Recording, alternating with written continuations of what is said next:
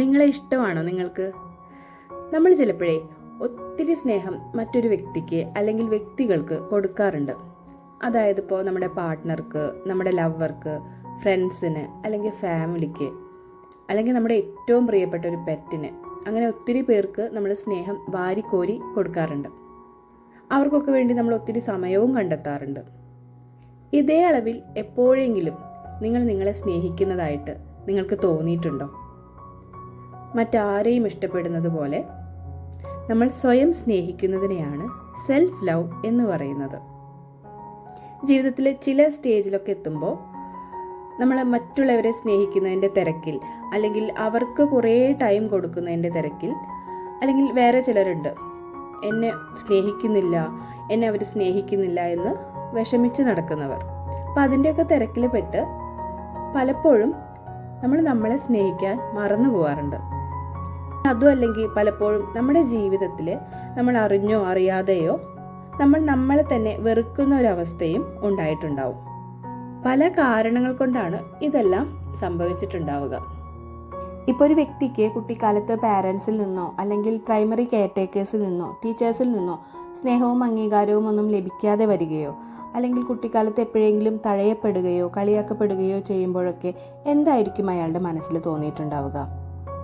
ഞാൻ ഒന്നിനും കൊള്ളാത്തവനാണ് എന്നുള്ള ഒരു തോട്ടായിരിക്കും അവരുടെ സബ് കോൺഷ്യസ് മൈൻഡിൽ പതിയുന്നുണ്ടാവുക. പിന്നെ ഇന്നത്തെ കാലത്ത് മറ്റൊരു കാരണം കൂടിയുണ്ട്, സോഷ്യൽ മീഡിയ നമ്മളെ ഒത്തിരി ഇൻഫ്ലുവൻസ് ചെയ്യുന്നുണ്ട്. മറ്റുള്ളവരുടെ ജീവിതവുമായി നമ്മളെ ഒത്തിരി കമ്പയർ ചെയ്യുന്നുണ്ടാവും.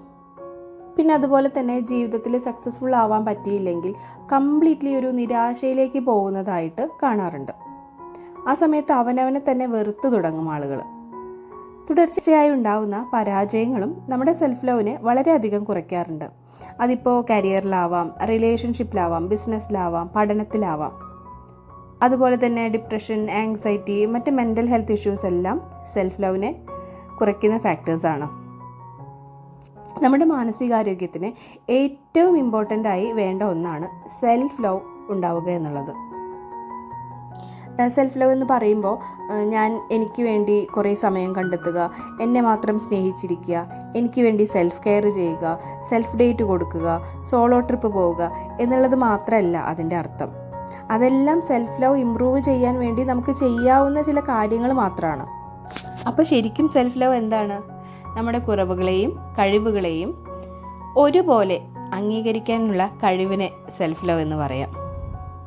അതെ, നമ്മൾ എന്താണോ അതുപോലെ നമ്മൾ സ്വയം ഉൾക്കൊള്ളുക എന്നുള്ളതാണ് ഇതിൻ്റെ ആദ്യത്തെ സ്റ്റേജ്. അതായത് നമ്മളെല്ലാ ഇൻകംപ്ലീറ്റ്നെസ്സിനോട് കൂടി തന്നെ കംപ്ലീറ്റ് ആണ് എന്നുള്ള ഒരു തിരിച്ചറിവ്.